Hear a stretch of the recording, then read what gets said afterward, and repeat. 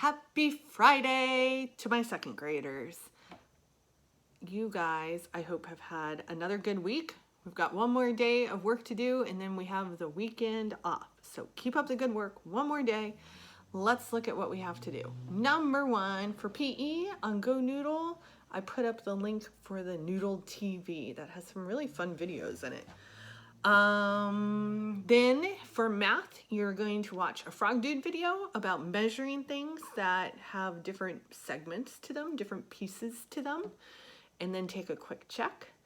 And for reading today, you get to go into Epic Books and read you're going to read a whole bunch of different fables. So yesterday in your skinny book, you read the story of the Lion and the Mouse, which is a fable, right? I mentioned in yesterday's video that fables are short. They usually have animal characters that kind of act like humans, like they talk and they do things like have races, and it teaches a story, right? It has a moral at the end of the story. So I put together a collection of fables in Epic Books, and a lot of them are stories that you may have heard before. So I hope you'll enjoy exploring some of those in Epic Books today. Then for writing today, just like every Friday, we're going to do journal writing. You can go in and find today's date on one of the slides for your journal and just write to me about what's going on. What'd you do this week? How are you feeling? What are you thinking about? What are you wondering about? What are you planning for the future? Anything you want to write down in a journal. So don't turn that in when you're done though, because we want to keep working on it in the next weeks too, okay? For spelling and grammar, you're going to have someone give you a spelling test, then read 20 minutes of a chapter book.